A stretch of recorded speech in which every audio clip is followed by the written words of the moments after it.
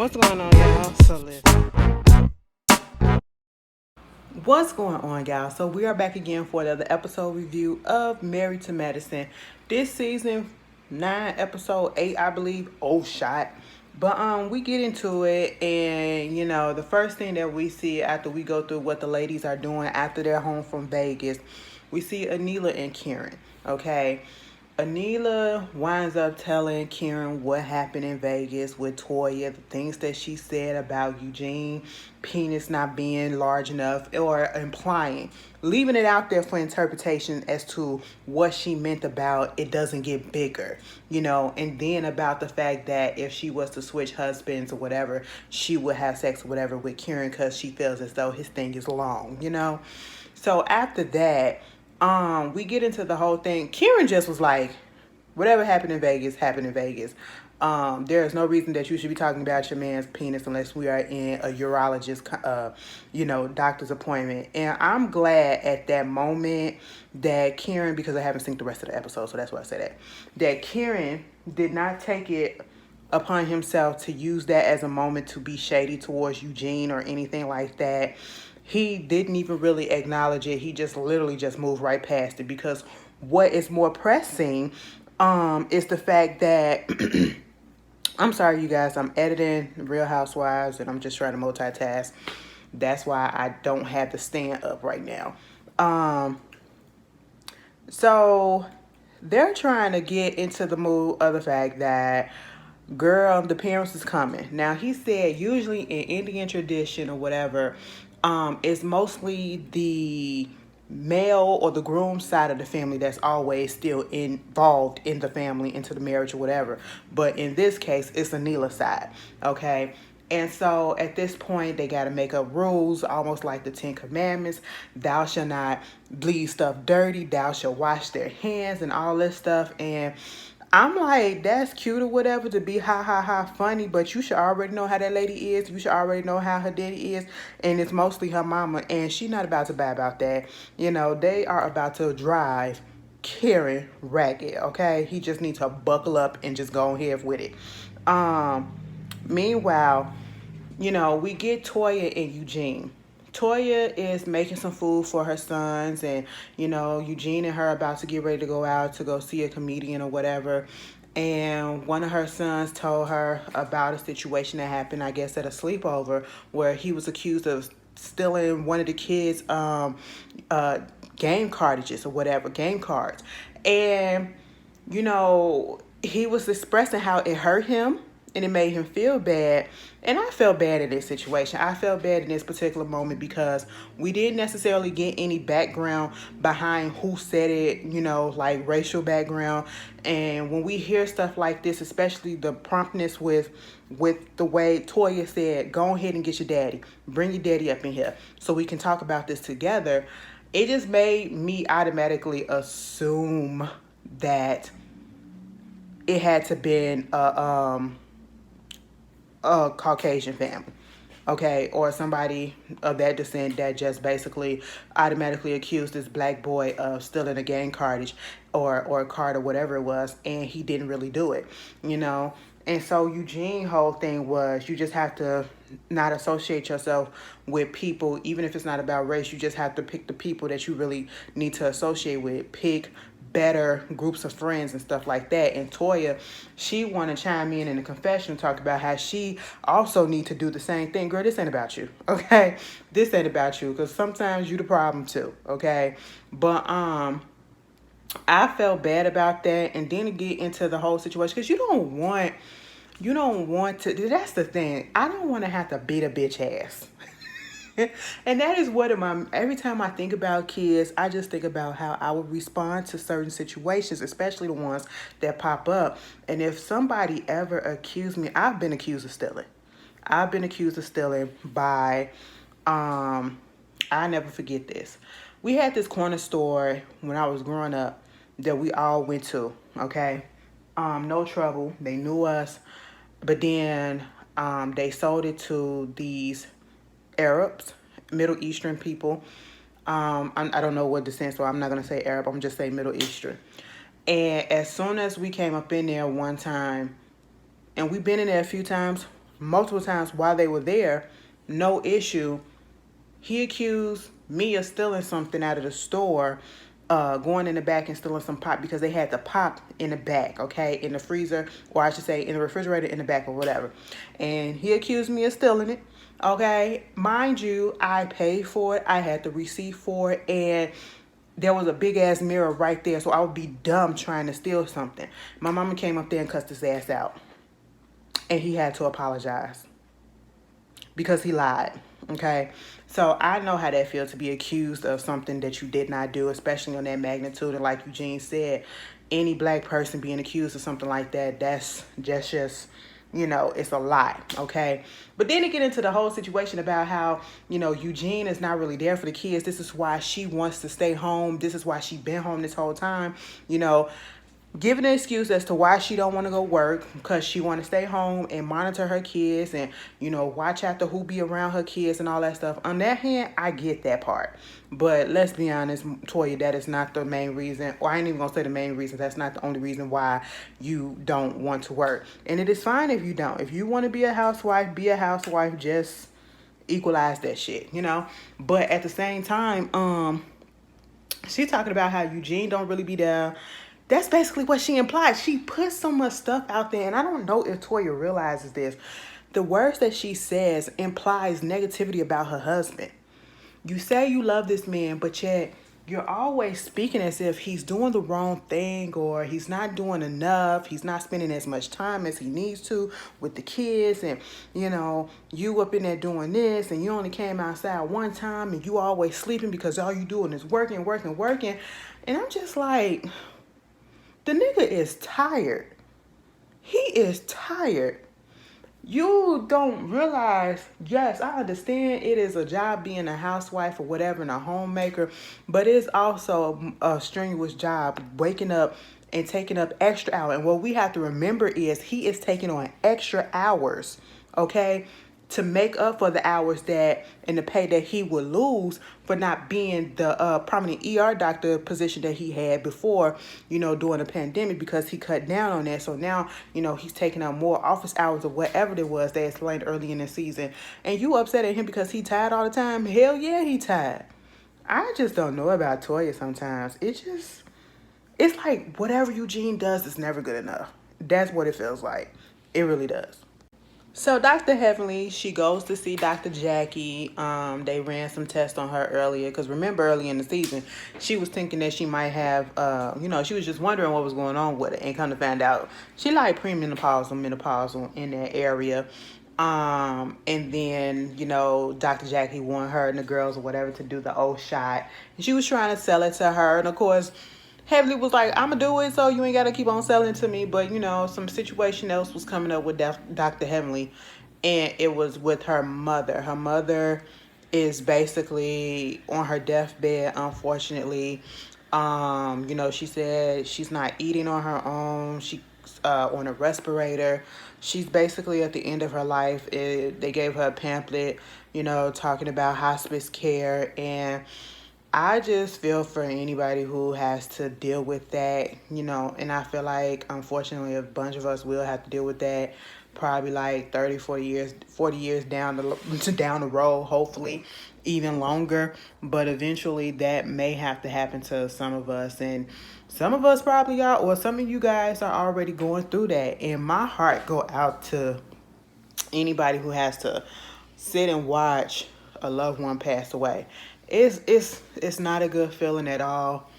I've been there, and it's heartbreaking. It's one of the biggest hurts. Okay. Meanwhile, we go over there to Anila and her place. Anila parents come over. And at this point, I was like, Karen, I really don't understand why you wrote those rules, because those rules do not apply to them. Anila and her father, Anila's mama and father, they gonna do whatever it is that they want to do, and they've been doing that ever since we seen them.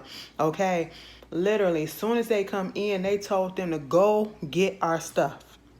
Now you would have thought Daddy would at least brought his garment bag in. Daddy had that garment bag on the goddamn floor. And I'm talking about the garment bag that got the suits and the dresses that hangs, okay? I said, wow, Kieran had to go out there and get that. He feels some type of way. Then they started talking about the rules and everything. I said, I don't know why y'all told them that, to wash their hands after cooking or before they cook. And, don't discipline their kids any other way than they discipline them. Which, that's a rule that I can live by, okay? Because, sometimes, depending on who it is in your family or whoever, people want to come in and discipline your kids without you telling them to, or, taking it a little bit too far, spanking them a little bit too much, or yelling at them. No, boo-boo, you don't do that. That's my job, okay? Please keep your hands to yourself. You know what I'm saying? Unless I give you permission, And then even if I do, don't do too much. Don't do too much. Meanwhile, they was talking about that and talking about knocking before you come into places. And, it was one point where the mama had walked in on Kieran while he was up in the shower and all this. They ripped all that shit up. I said, I don't know what you thought, but that ain't it. Them people, when people get older and they get set in their ways, they're set in their ways. Ain't no change in that, okay? Especially if they already had kids and they lived that life already before.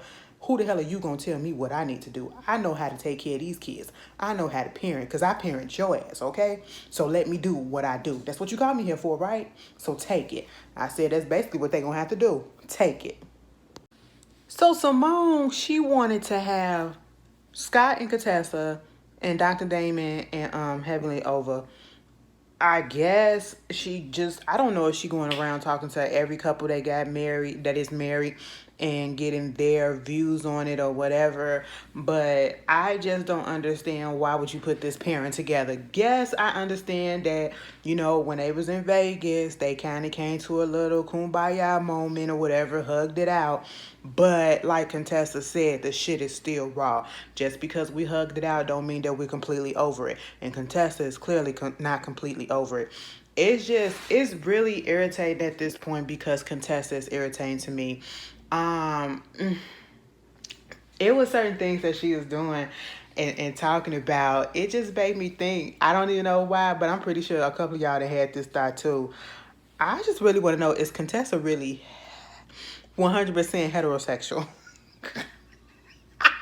Not that I want her, but she gives me aggressive femme.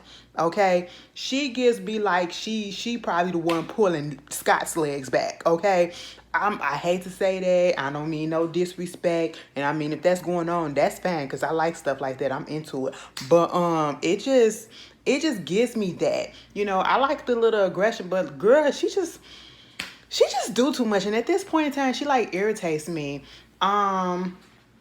Because what happened at that dinner table didn't really need to happen. So what wound up going on is, they're talking about Simone and Cecil in this damn relationship book. Don't nobody care. I'm just going to be honest. I don't care about it. So we're going to zoom past it. But they're getting people opinions about it. And, Dr. Damon had showed up at this girl's. I was trying to get like you, but hold on. Oh, that ain't even how I talk. Hold on. Hey, I was trying to get like you, but I couldn't. I had to come straight from work. Okay. That's what it was like to Cecil, right? Baby, they done got Damon pissed, okay? Damon told Heavenly, you know what? Don't say nothing to me. We can just be quiet for the rest of the ride. I said, wait a goddamn minute, okay? That was his version of getting pissed, all right? Because while they were there, everything was going great. Everything was going great. You had Simone was talking to Contessa and them about, what was it about, Cecil that caught her eye and made her want to have babies with him and things of that such, and how she liked him and how at one point she thought that she wanted a yes man and things about that. Girl, all of a sudden when that situation came up, here come Heavenly in the confessional talking about something. All I gotta do is suck him off and he'll say yes to anything that I say. Damon was like, don't say nothing like that. And my whole thing is, when Heavenly says this stuff, sometimes it's funny, but at the other time, when Damon is there, it's funny when she said it by herself. But when her husband is sitting there and she makes these innuendos or she's very overt with it and direct with it, and you already know how your husband feel about it. Like, come on. Respect your husbands. You all about respect and diddy this, diddy that. You know what I'm saying? I do this for my man. Respect your husband when he say don't talk about that shit like that in front of him. Because sometimes that makes me cringe because I know it's going to make him feel uncomfortable. You know what I'm saying?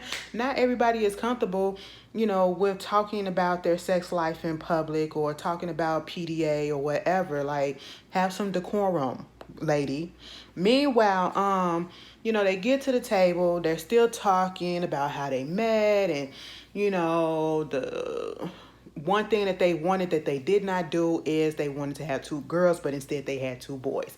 Okay, Cecil. But then they get into how Contessa and, not Cecil, but Scott got together, right?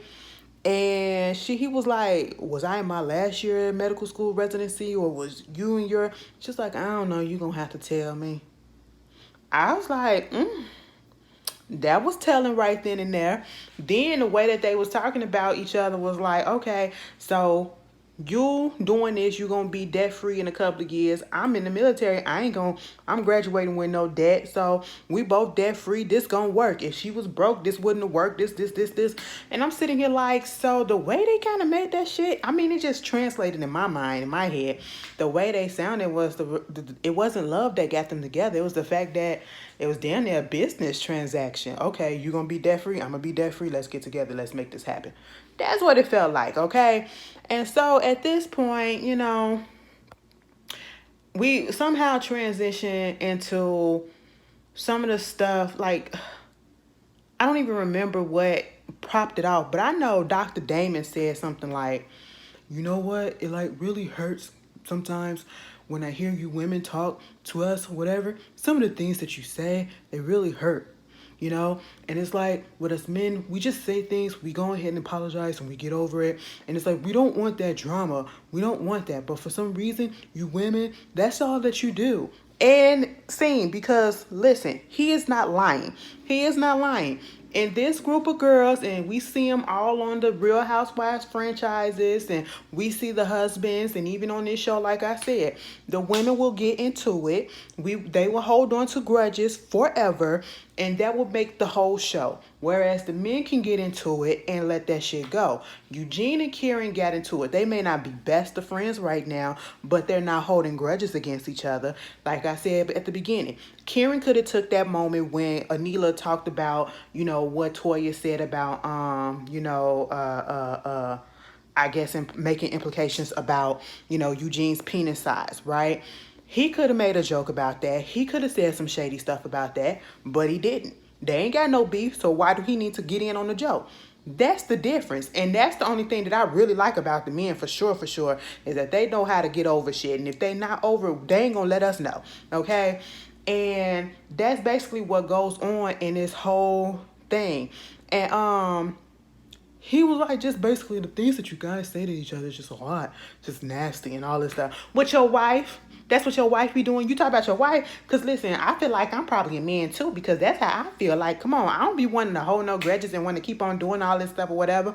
Contessa, you're holding a grudge right now. You're keeping this thing going on between you and Heavenly. Even when Heavenly apologized in Vegas, you're still upset because you're bringing it up. You're bringing it up to the point where you named her. You said, what's your wife? And then that's when Heavenly said, it ain't my fault that, you got shit going on with your husband and this and this and this and that. Okay? That's it. And they going back and forth. They going back and forth. And I was like, y'all getting real disrespectful in somebody's home that they invited you there for a nice meal. And I'm blaming both Contessa and Heavenly for this. Okay? I'm not just going to put it on one. I'm going to put it on both of their asses because they both engaged in it. They could have, let that pass by, but each saw a shot and they just went on ahead and took it. Here go Dr. Damon. Hey, listen, stop, okay? At one point, he tried to tell Heavenly to sit her ass down and shut the fuck up in his own speech, right? But then he was like, the way that, it really hurts me the way that you and Heavenly are going back and forth over something so stupid or so small or something that he said like that. And then Contessa gets all up in her chest. No, it ain't stupid. It ain't small, okay? And I mean, she just, who the fuck you talking to? I'm a goddamn doctor too. I make as much money as you do too. You don't fucking stand over me and you don't say this and say that or whatever. And then the shit just ramped up again because Heavenly was trying to tell her, be fucking quiet because he's just trying to speak. He was not disrespecting. Oh, so you want Heavenly's side, huh? You taking your wife's side. No, I am not taking anybody's side. I'm just saying, and he's trying because Dr. Damon, I don't know if that's really how he speaks in real life, even when he gets pissed off or whatever, but his voice did not raise. So there was no threat to Contessa. There was no reason for her to get so bucked the way that she did, which caused Heavenly to get bucked. Because what you ain't gonna do is you ain't gonna say nothing about Daddy, especially not in her presence, okay? And of course, that just popped everything off. And Damon had to get Heavenly, take her ass outside. You got Contessa still going off inside or whatever. And I was just like, Contessa, that wasn't even fucking necessary. But then Damon got on Heavenly ass, okay? It was like, every time I come around with you guys and your group of friends, this is what goes on. It's always something that happens. Do you think I'm the part of it and I'm the cause of it too, Daddy? I mean, you can be. Why don't you just be quiet? So, because I'm kind of mad and we just ride for the rest of this ride quietly. I said, oh. Now, if that's your version of mad, Dr. Damon, what is your version of angry? Okay? Like, I just really want to know. Does his voice go from like this to like this? Like, which way? And that's still even cute. But he somewhat tried to put Heavenly in her place. He probably could have did a little bit more, but he probably got her ass when she got home. But, I mean, I would have liked to see it because, sometimes people need to be put in their place. But at the same time, Contessa, I just can't with her at this moment. I really can't. So now it is time for Jackie to do the old shot for the ladies, and they're all showing up. And before they show up, Jackie making sure she got everything together. She does get a call from Dr. Heavenly. Heavenly is not going to be able to make it because her mother really is dying, and she had to sign a do not resuscitate. Do not resuscitate a DNR, for her mom. And she sound real sad. Hold on, that's my hand. I'm sorry. For somebody to say, why you shaking it? Why you shaking it? It was a misstep, okay?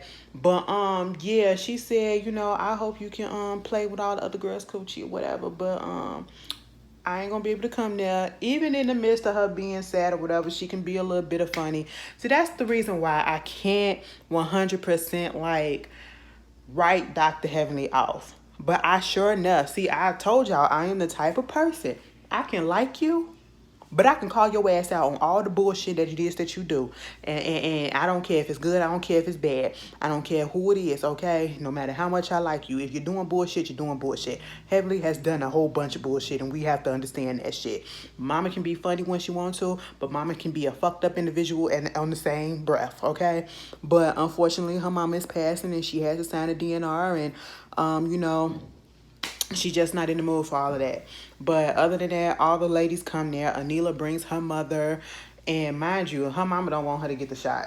First of all, she know the Indian culture. And she know her mother is very much by the Indian culture.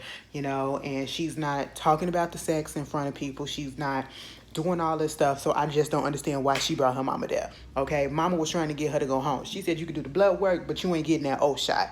Everybody else started showing up. Dr. Jackie told them how it was supposed to be. They go do their blood work. And then Simone was the first one to get the shot. The way that they edited it so that Simone's screen could be echoing all over. That was funny to me. Because Simone is loud as shit. She is already loud as shit. So, there's that. But then after that, we get into this little conversation about Toya saying, I heard you got in Damon's ass or something like that, Contessa. She was like, I sure did, but it was mostly because of Heavenly. Trying to recant and a little bit fib like you really did something. You got in that man's ass because of you overreacted. That's basically what it was. You overreacted to something, and you put it all on Heavenly. and not none on yourself, which I didn't appreciate. But at the same time, I would have liked her to say, we both did some fucked up shit that night, okay? But of course, we can't all take accountability for what we did. But then here comes Quad. And you know why Heavenly did that? You know why she's doing that? Because her mother is dying. Her mother is laid up dying right now. I said, okay. When I tell you Quad, I need to go on her background. Did Quad used to be a theater kid? Because she is so dramatic. She is so animated. It is a lot sometimes. And they say, Contessa, like, let's say a prayer for Heavenly's mama. What? You was just cussing this bitch out and now you want to say a prayer for her mama? Like, all right. All right. We do that. And then, it's time for them to go after everybody get their shots. Anila never got her shot. Toya, like, you are a 45 plus year old woman and your mama is telling you like a little kid what you won't do with your body. Wow. But that's just how it goes. That's the episode, y'all. And again, I apologize for holding it. Next week it'll be better. Y'all already know. Give me some grace this week. It's been a rough week. Been an exciting week, but we'll get there. Well, this a new week, bitch. Y'all know what I'm talking about. Anyway, y'all, I will see y'all later. Peace.